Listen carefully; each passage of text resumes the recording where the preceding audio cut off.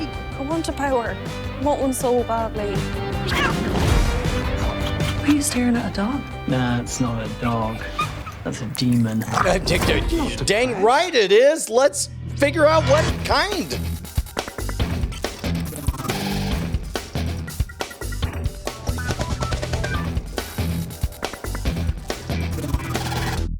Finishing up our 1009th year, welcome to Cordkillers, the show about watching the stuff you love when you want, where you want, however you want. I'm Tom Merritt. Hey, I'm Brian Brushwood, but more importantly, Bryce, am I confused, or was that an episode of Doctor Who? Maybe it sounded a little bit like it. That is the upcoming Hulu series Extraordinary. This is a superhero dramedy kind of set in a world where everybody gets superpowers on their 18th birthday, except for 25-year-old Jen. Oh, crikey. Yeah, her and her superpowered roommates go on a journey. They figure it out. All of that figure. Wait a minute. That's coming January 25. Is this the classic coming of age, losing your virginity story, only told with metaphors instead? Possibly. Like 25-year-old superhero virgin? Yeah. Right? A late coming of age, possibly. I guess we'll have to find out on January 25th on Hulu. That's a Hulu show. 25-year-old Jen on January 25th. Oh. 125. Wow. 3 stages of grief right there. We just saw a whole story arc happen in 3 O's. That's not important. A whole story in 3 O's. Oh, that doesn't make any sense. All right, let's get to the primary target.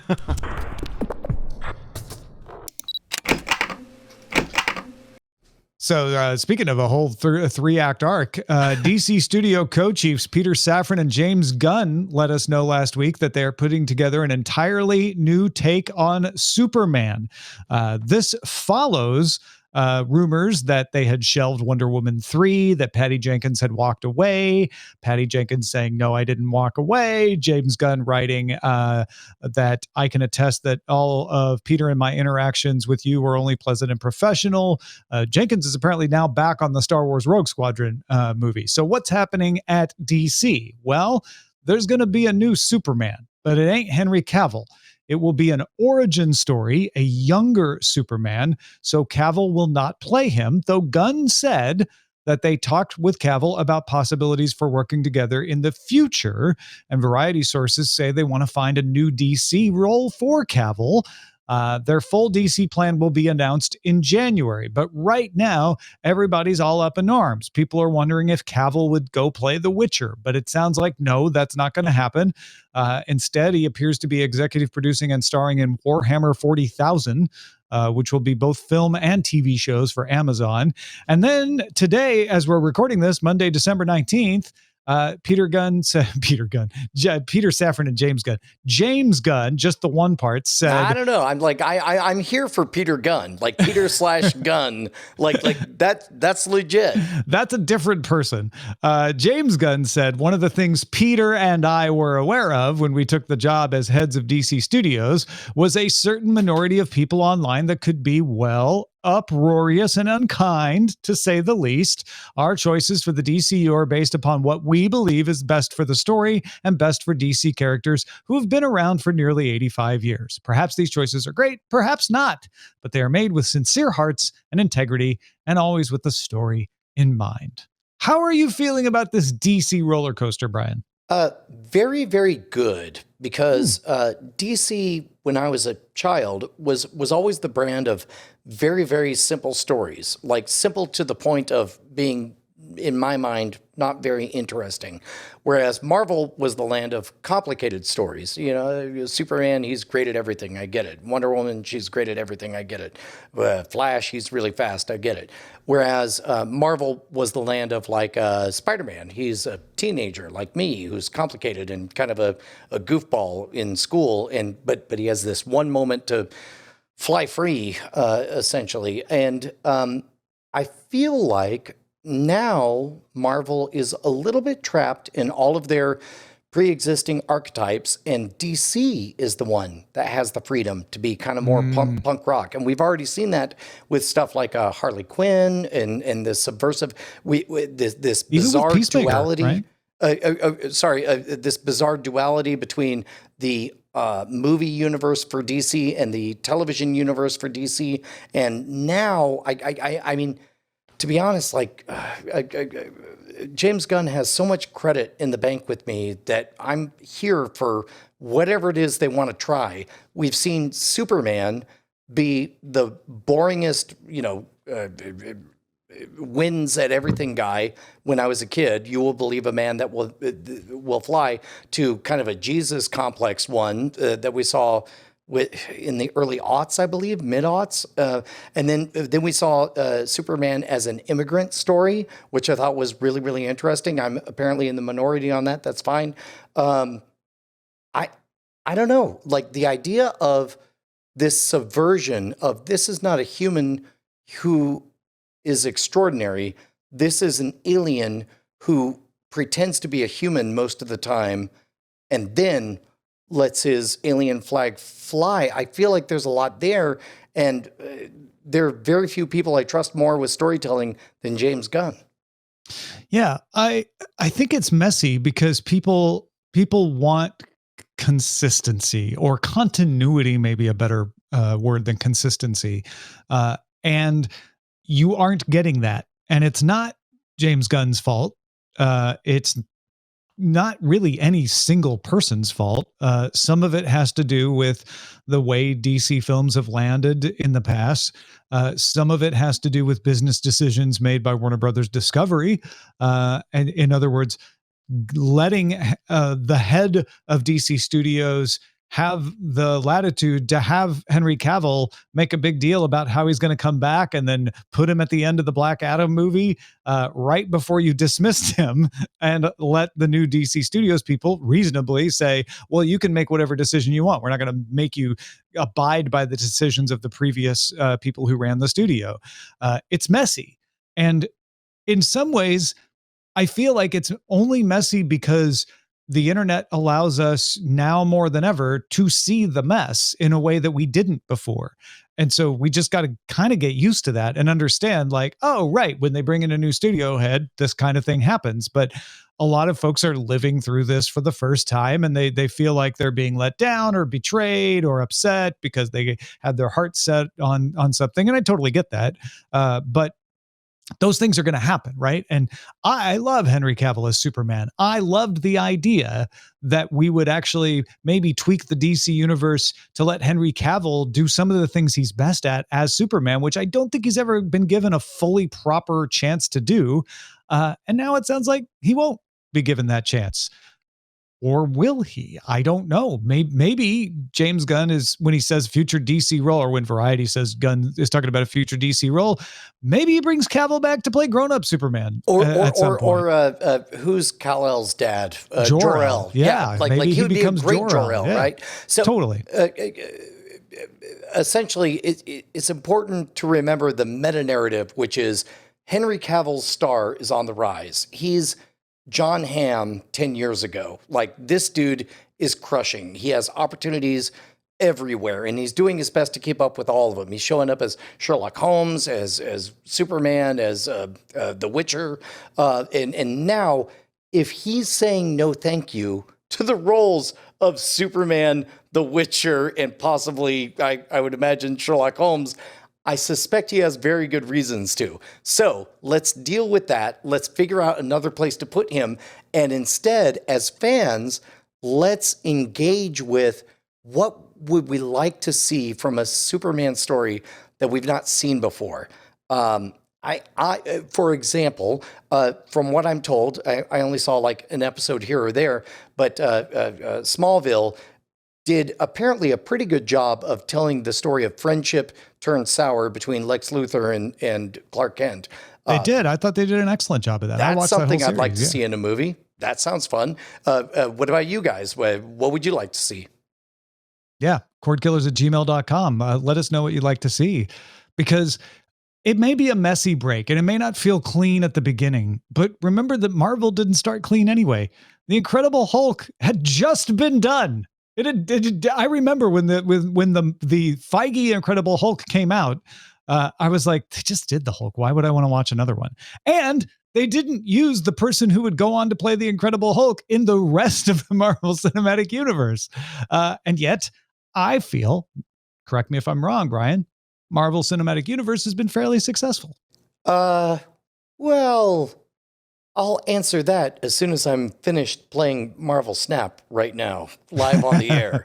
But in the meantime, we should advise people how to support this very show, how to keep us loud, live, and independent. And that, of course, is to head on over to patreon.com/Cordkillers. Every single episode, we pour out our hearts. All we ask is, what, $2 in return? Come on. That's not, in the time I said that, it's now only $1.87. Yeah. I mean, listen, don't wait or your contribution won't be worth as much. Patreon.com/Cordkillers. Hurry, get over there. Support us now. Yep. Let's talk about how to watch. Yep. We'll do that.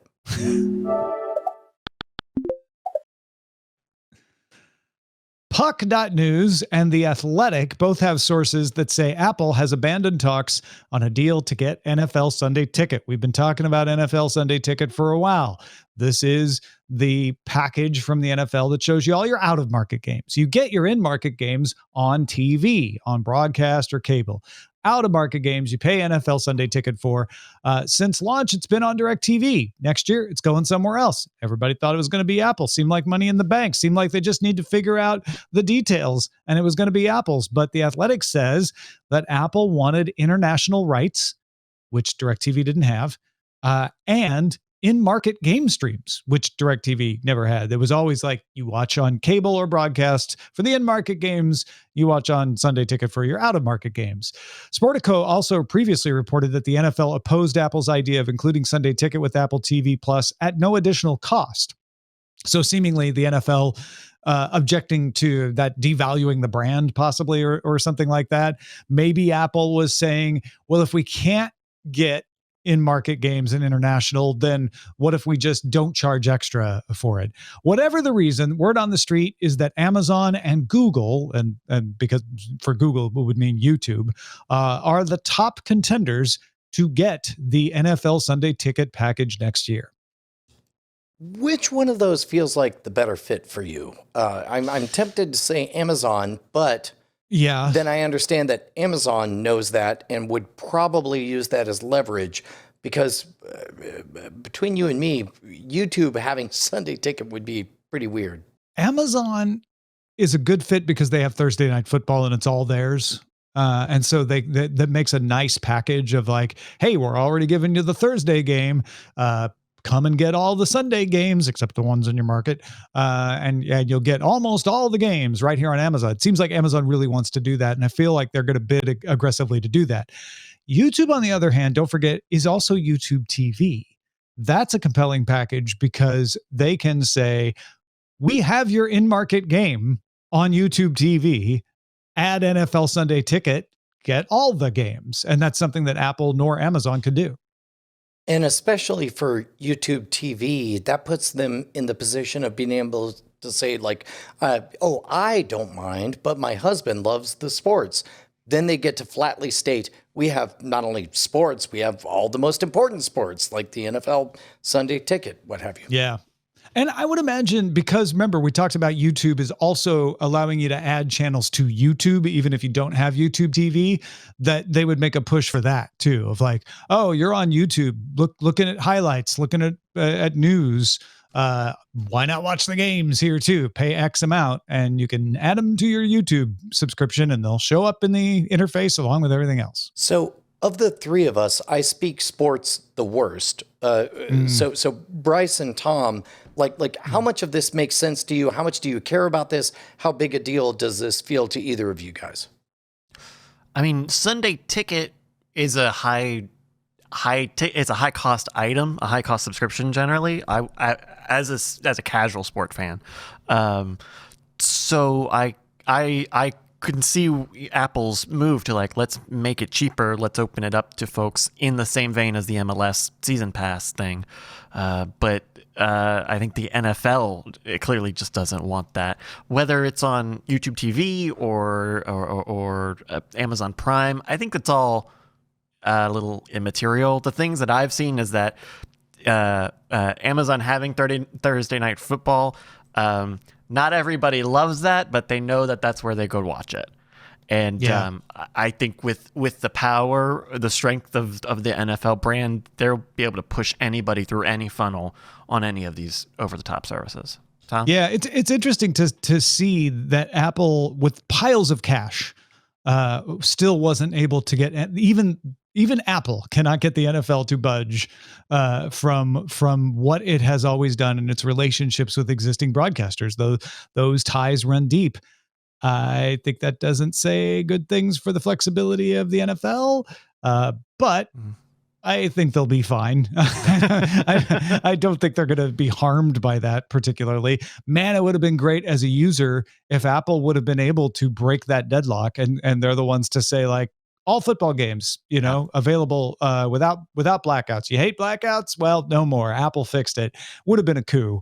As it is, it'll be like, oh, NFL Sunday Ticket. Don't need to get DirecTV to get it anymore. Get it online at this place, and the money will follow. People will go buy it. I have no doubt. Can I request permission for about 2 minutes to engage in Brian Wild speculation mode? Go for it, man. Let's hear it. In general, the NFL is coded more red state in that it's force, it's hard work, it's brutality, it's helmet on helmet action. In general, the NBA is coded more blue state in that it's more egalitarian. No matter if you're all the way out at the 3-point line, you can fire your shot and land.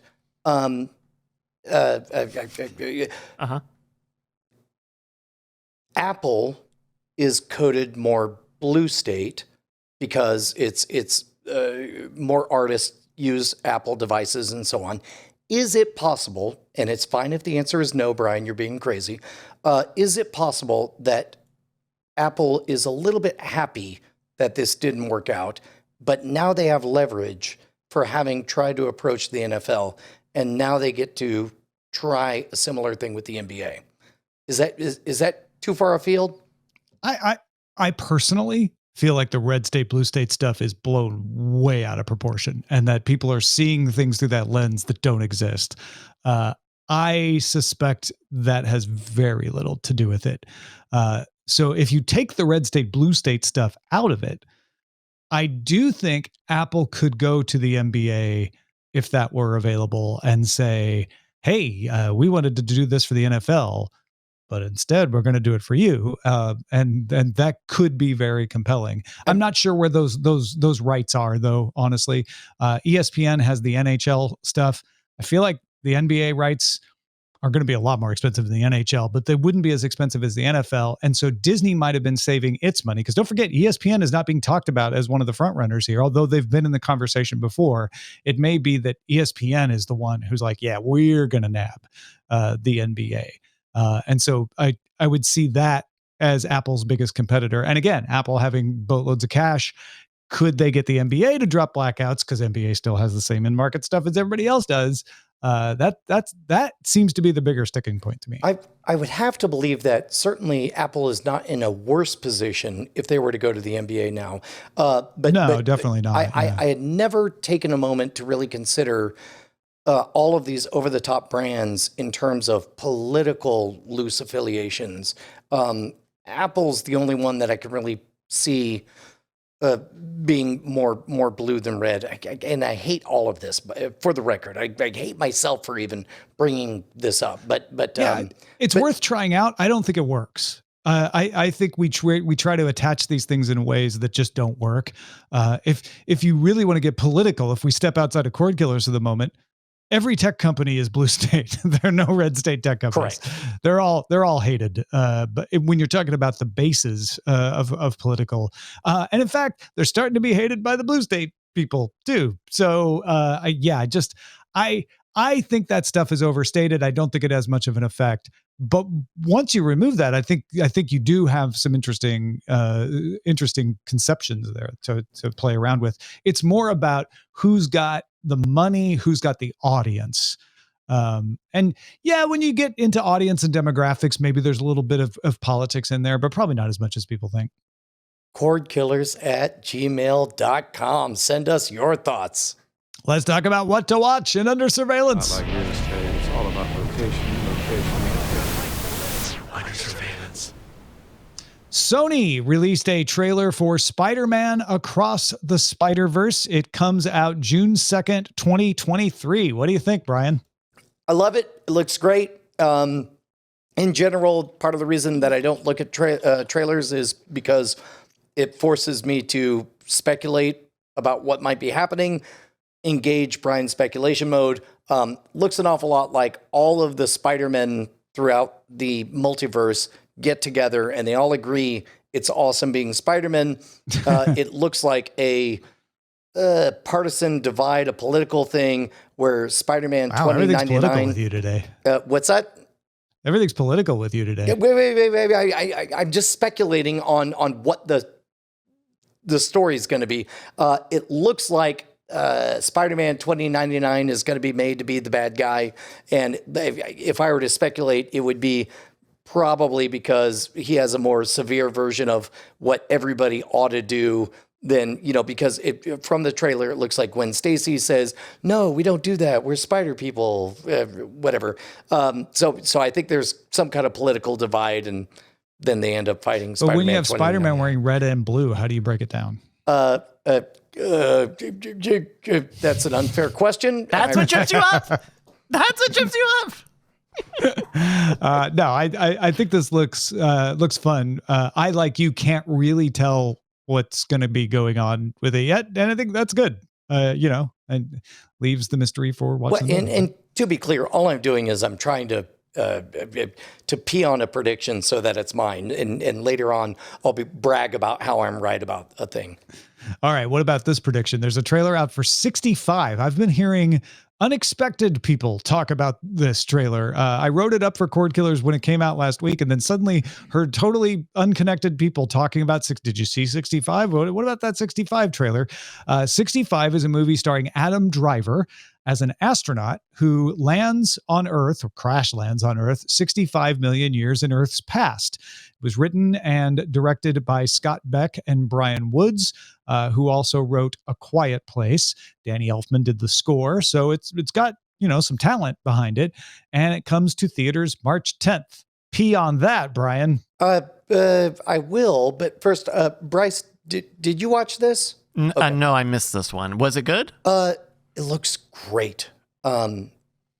Here's my prediction that I will pee on. I'm like the world's most scatological mentalist. I'm going to put my prediction in an envelope and then I'm going to pee on it just to make sure you know it's mine. Nobody will touch that prediction, that's for sure. This looks to me like they're basically doing Planet of the Apes, but skipping the twist at the end and instead beginning with that. Somebody goes out into space, whoopsie doodle, space happens, ends up 65 million years in the past, and we get straight up Jurassic Park. I think they're hinting at Jurassic Parky kind of experience, but with the sci-fi bundle around it. I'm so here for this. It's good to finally see Adam Driver in some science fiction. That's what I'm trying to say. Yes, no laser swords in sight, right? I am tempted to speculate based on the trailer about but are they who we think they are? Are they from where we think they are? Is the time when they launched their ship the time that we're being led to believe they launched their ship? Oh my goodness. So maybe a progenitor before humanity leaves and then takes a very, very long time to get back. At which point, none of their fossil records are still around. Dinosaurs are running amok. Ooh, that's not bad, Tom. I like it. Right? Isn't that the story in the Transformers cinematic universe? That Transformers was there? I wouldn't know. I wouldn't touch the filthy MRF. What are you going to say? Oh, okay. Mm-hmm. I believe all stories originate in the Allspark. All right. Amazon Prime Video has ordered a series based on the video game God of War with Rafe Judkins as showrunner. He's the guy who did Wheel of Time for Amazon. The show will follow Kratos, the God of War, who through his story. Big news last week, though, as well. Amazon is going to publish the next Tomb Raider video game. Now, the game is being developed by Crystal Dynamics using the Unreal Engine 5.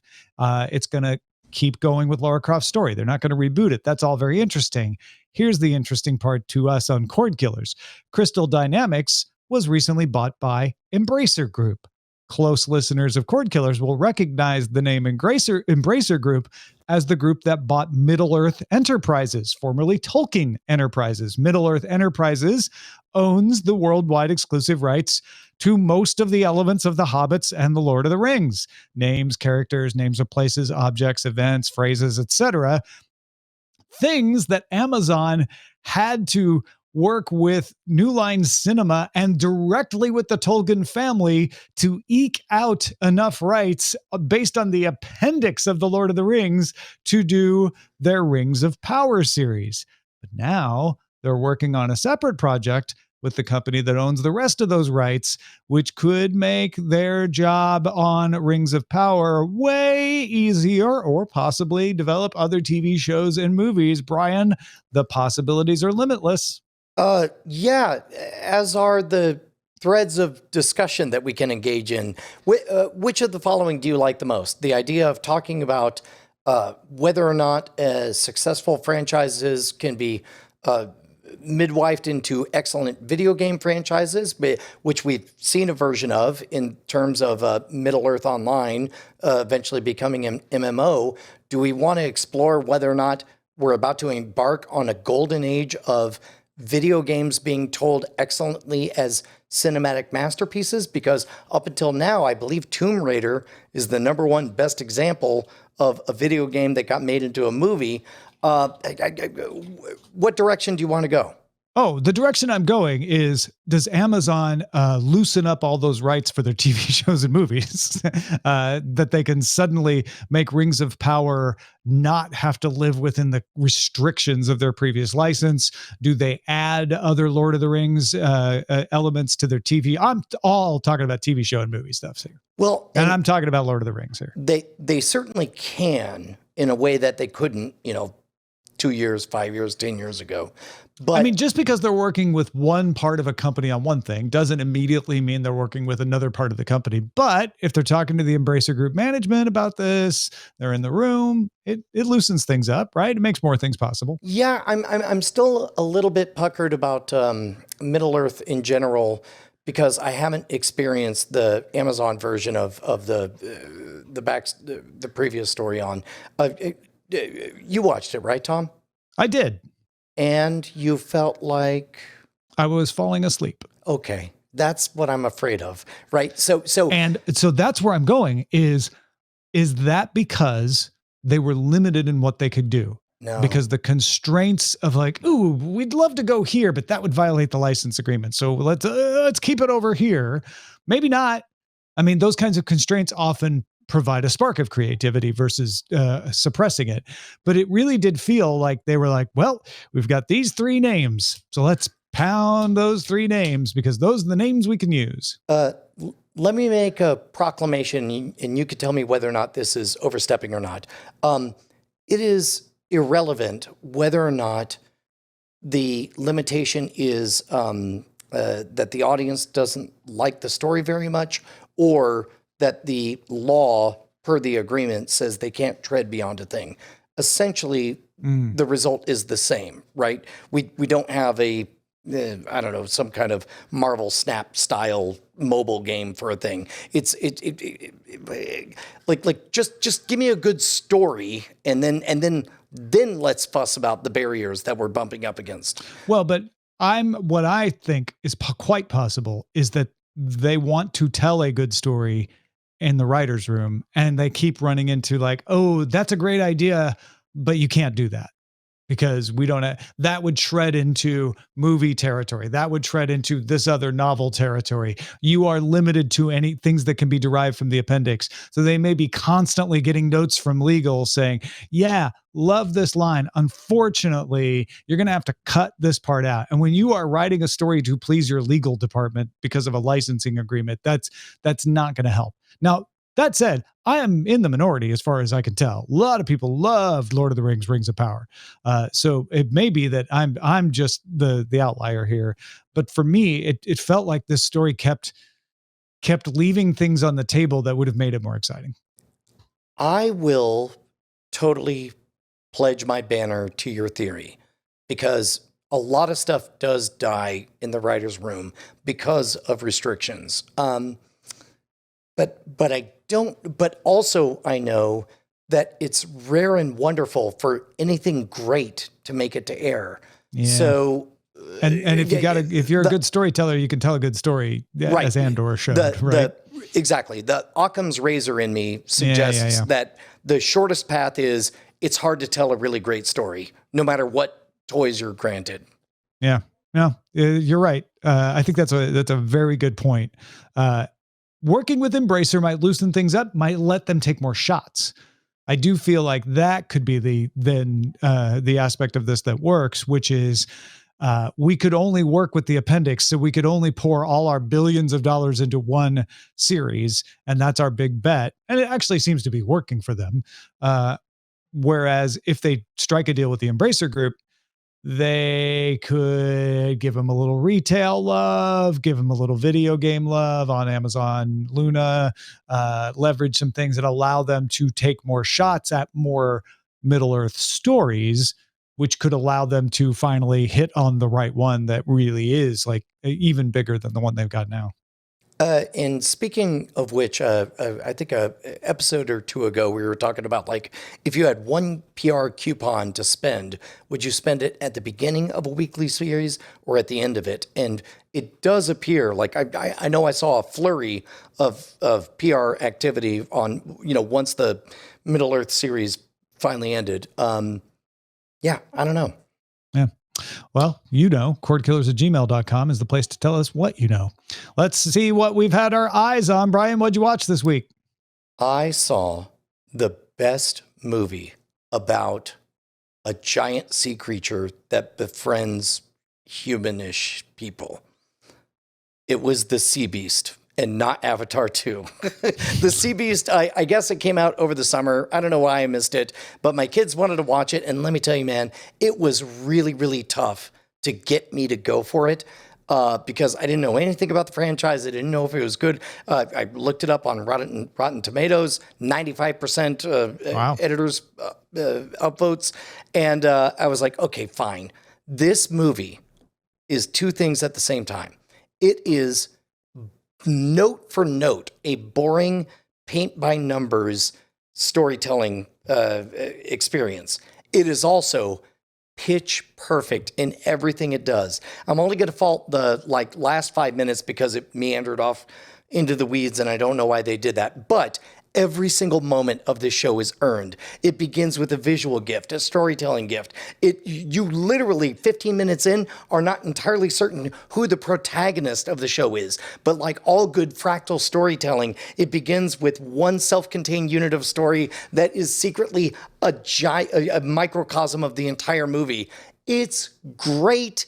It's great. Watch it just so you understand how great archetypal stories are told. I love it. I love it. I love it.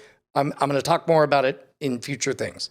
Excellent. Excellent. I just have to ask, was any of your opinion colored by the amazing setup that your daughters did to get you to watch the movie? I will confess that I came home and my daughters had decided it was movie night. So they literally created a marquee for the movie. They had a ticket booth. They had all the concessions and all of those cute things. But all of that happened. And then we all walked into the air quotes movie theater and then we argued about what we were going to watch. So the fact that I didn't know. All right. Right. And it was my 15-year-old Josie's pick that we watched The Sea Beast. All of us were skeptical. All of us were skeptical. 10 minutes in, I'm leaning over to my 18-year-old daughter who's going to college specifically to write fantasy fiction. I lean over and I'm like, dopamine hit. That's a gift. That's novel. Notice the golden ratio in this scene. Notice the cyan and the amber color combination. So you talked during the movie? Earned. Oh, no. I didn't know anything. It was me seeing it for the first time. Yeah, but you talked, or It was a teaching exercise. Like we were whispering off to the side. It is paint by numbers storytelling, but there's a reason that the old, that it works. And this is a great example of it. Fantastic. I wanted to give a shout out to His Dark Materials back on the BBC and back on HBO Max here in the United States. I believe we have 4 episodes out now where you only have like 1 or 2 on the BBC. They're not airing in sync, but it is the 3rd season, and it's following the 3 books from the original Golden Compass trilogy. And just a shout out that it's back. So if you're into that, watch it. I'm not saying this is where you get into it. I would go watch episode 1 of season 1 if you're into that storyline. But if you have been watching it, definitely jump back in and pick up where you left off. The only odd thing is that they took such a break of shooting. I imagine COVID had something to do with that Lyra has visibly grown up a little more since the last time we saw her. But other than that, it's good. It's just as good as it's ever been. That's His Dark Materials on HBO Max. All right, Bryce, what should we be on the lookout for? Hey, well, it's the holiday time, and sometimes you just need to throw something on. So I got a very simple on the lookout for you today. I fell into this rabbit hole last night or over the weekend of Lego building videos, and they're great. This one Brickcrafts creator does these really awesome time lapse and in progress videos of this gigantic Lego city that they're building, and it's cool. He talks about the techniques and the way that they arrange stuff so that you don't see grids and you don't see too many straight lines, and it's really impressive. They got a lot of stuff there on Brickcrafts on YouTube, all one word. I don't know. Do you guys do any sort of ASMR background? It's not really ASMR, but it's satisfying. I think we've called it waterfall television in the past. Yeah. The idea of very, very simple stories. I mean, it's all of HGTV. It's like room was messy. Now room is neat. House was bad. Now house is good. Lego bricks were scattered. Now they're organized. 10, 15 years ago, Brian would have had a beef with that kind of storytelling, but creeping up on 48-year-old Brian, that's a fine story because those bricks were all over the place and now they're arranged. Yeah. Well, one of the ones we watch are the ones where people are just walking around cities. Like, oh, interesting. Just they strap a camera on. They're not talking. There's no story. They're just walking around, and you get to see interesting neighborhoods and stuff like that. Well, there you go. If you need something for the holidays, always check out YouTube. YouTube's got some interesting stuff if you need something for a whole family to watch. Can I solicit recommendations for examples of kind of waterfall television like this that we haven't brought up before? Because you mean things we should be on the lookout for? Yes. Where can somebody submit those, Bryce? Well, you could email it to our email, cordkillers@gmail.com. That's where you could go. Excellent. Well, it's the holidays, Brian, which means we don't have anything to tell anyone. Well, you know what? Yes, that's right, because it's too late to buy anything from scamstuff.com. Oh. Which is why, for those of you who are watching the video version of this episode, why? What's happening? I'm rocking the spikes again. Ah! Why on earth could that be? Could it be because we have a digital download that is celebrating the 20th anniversary of a lecture that I toured with that is excellent and I'm very proud of, and that ended up being an incredible 3+ hour experience? I can't say that yet because it's not available. Anyway, go to gimme.scamstuff.com and sign up for the email list, and that's where you'll hear about that thing when it's available. That idea sounds like fire. Well, it sounds more like a scam or supernatural. Or a Sasquatch. Or a Sasquatch. Boy, we're doing a great job of being clever. Well, listen, if you're going to go to that website, you're going to need a computer. Yes, and of course you should go to our friends over at doghousesystems.com/rogue. You'll get a little extra something for supporting us. Make sure to use the promo code. They're the ones who have loaned us all of the equipment that makes this show possible to you. Let's move on to the front lines. Front lines. Beverage company White Claw and Netflix banded together for a limited edition murder mystery tabletop game. That's right. We've talked about Netflix getting into video games. getting into a tabletop game. It's called Crack the Claw. It was available for limited purchase, had official rules, moderator script, 10 double-sided coasters that corresponded with players' roles, including moderator, vacationer, doctor, detective, and murderer. Got a little mafia feel to it. Players could pair with a White Claw if they wished, of course. John Shea, Chief Marketing Officer of White Claw USA, said the game is fun and engaging. Good copy points. Do you have something to say, Bryce? It's a bad pitch. It's a bad way to pitch this. There are so many, because there are a lot of cheap board games out there. Like I have, for some reason, a card game of Shark Tank, and it is, no matter what you think the Shark Tank card game would be, it is even dumber than that. So I hope that this is like a good game and not just like a cheap advertising fart. I mean, it seems like a typical mafia spot the murderer, who's the murderer kind of game. I haven't looked at the rules, so I don't know how close it is to that. But yeah, and if you're really into Glass Onion, and Knives Out, a branded version of that could be fun. Yeah, and also have fun if you drink enough White Claws. And to be honest, that's part of it, right? Is we're in the middle of doing a run of Mono Rogue episodes that are about bluffing games and such. I suspect it's probably a good game, but I agree with you, Bryce, that I'm sad that it's a branded White Claw game that may happen to be good. Right. That's strange. An update to the Apple TV operating system, tvOS 16.2 has added a Recognize My Voice feature. Up to 6 family members can have customized searches, particularly for video and music recommendations. You can also change Siri's default language, and Apple's karaoke feature, Apple Sing, is now supported on Apple TV 4K. Tom, have we talked about the licensing rights on Apple Sing karaoke stuff? Oh, you got Apple Music on Apple TV.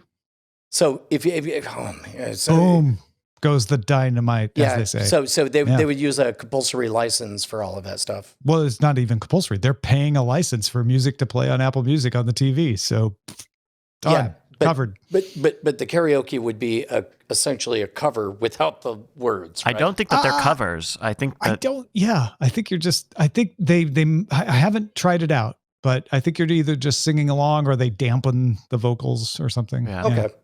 Yeah.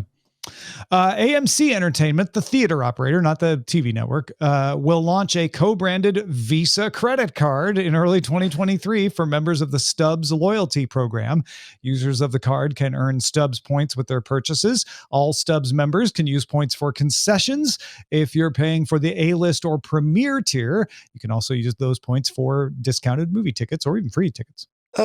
Tom, we may have talked about this, but I use a airline miles card for all of my business purchases, and I do that because I know that either I'm going to want to go somewhere or I'm going to want to fly somebody else into me, and there's no limit on the amount of that I'm going to want to do.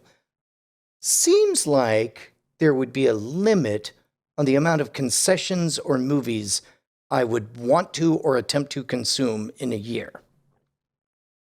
Probably, yes. Certainly concessions. Well, okay.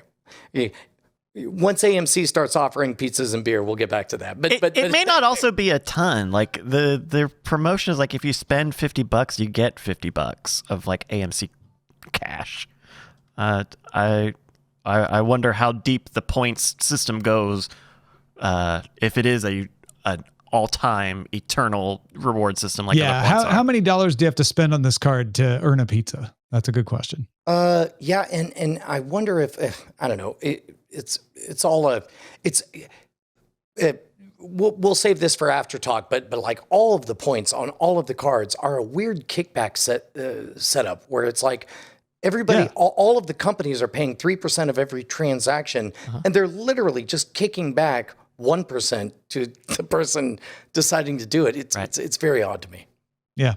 And also odd that AMC Entertainment that fought MoviePass over credit cards now has their own Visa card. I just thought that was an interesting parallel, if you will. Baboon Animation, which worked on Angry Birds and has 31 Emmys, is working on with IQI Media on a prequel film and series to Winnie the Pooh. Several former DreamWorks folks are working on it. The story will be told from when Pooh and the others were all still kids. I always thought they already were kids. Is this a Muppet Babies situation? It's a public domain situation is what it is. Yeah. Everybody can make a Winnie the Pooh movie No, so we're going to see more of these. Yeah. Audio listeners, I'm making fists and I don't know why. Yeah. I thought you were just working on your arthritis. No, I'm just feeling oogie about it.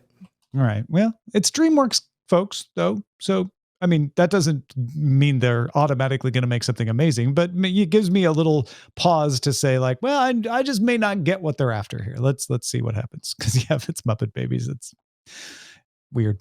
There's a trailer out for Scream 6, the first Scream that will not have Nev Campbell, returning to theaters March 10th.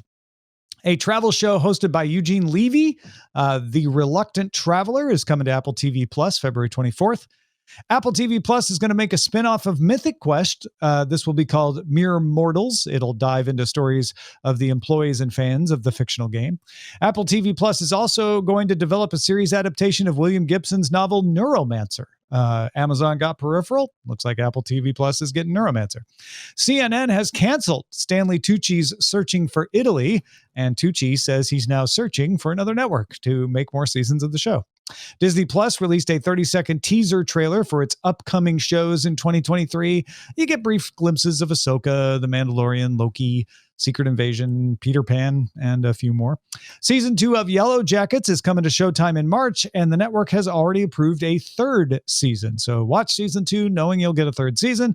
And Warner has released a teaser for the Barbie movie starring Margot Robbie and directed by Greta Gerwig, coming to theaters July 21st. Oh, doggone it. I haven't seen it yet, but that Barbie teaser is supposed to be pretty good. It's ripping on 2001, right? It's great. Why is it great? What? You don't think, what? It's great. It's just her standing there. Well, but then you get clips. And plus also you have like little girls playing with dolls and ripping on 2001. I'm not saying it's bad, but I saw everybody talking about how amazing it was. And then I watched the 30-second, I'm like, that's like a 30-second teaser. They barely showed you anything. You know what I think they're experiencing that you've already experienced is that the Barbie video brand is very, very smart. The Barbie doll brand has a 50-year reputation of being not very smart. So I think everybody was reacting to, oh my God, Barbie has satire? It's like, yeah, welcome to 10 years ago when we saw this in the animated stuff. Possibly that explains my reaction. I mean, I didn't think it looked bad or anything. I just wasn't sure why everybody was so blown away. I was expecting some like wild, I don't know. I don't know what I was expecting. I think it looks good because it doesn't look awful. Like I will 100% agree with that statement. Like it looks good because it doesn't look awful. Yeah, right. No, I mean, I'm with you. Yeah. I don't know. What? Real quick, Neuromancer. Bryce, you were born. This book came out, and then you were born after Neuromancer became reality. Is there anything there? I'm a bit shocked. It would be like seeing a Snow Crash movie come out. Now I enjoy reading Snow Crash because it was so prescient about so many different things, up to and including the metaverse, which is being ripped off from it. But Neuromancer was the precursor to that. Like, what's to be excited about from your perspective? Well, I know Neuromancer is a seminal science fiction story, but I don't know the details of it. So if anything, this is going to open up the opportunity for me to learn what that story is. If I don't, or maybe I do know and I just have forgotten, but I haven't read the book. I mean, I'm a big fan of Philip K. Dick stories getting adapted. I think, there's a spectrum of them, but I think there's some good ones and some bad ones. And this one is William Gibson, but right, but in terms of talking about historical sci-fi, I guess historical. I don't like saying that, but no. I actually love that the idea. Like, part of me wants to believe that they're going to do Neuromancer as set in the 1980s with all this retro futurism, which I think would be cool. That would be pretty cool. I guess I would like to. I haven't watched Peripheral yet, which Tom mentioned in the news segment. I wonder how much of that is going to be an indicator of how well this Neuromancer will be, because that was Amazon. This is Apple, kind of apples and Amazons when it comes to their material. So, yeah, I don't know. Are you Aren't excited about glad this? You didn't say Google. Don't worry. I'm not. I don't know if I'm excited or optimistic, but I am hopeful. I mean, it's in development. We haven't even gotten to like. Oh, it's only development? Oh, yeah. Yeah. Okay. Well, Sure, but that doesn't stop me from imagining what it might be like. Oh, sure. no, it's absolutely. yeah. All right, let's get to the dispatches from the front.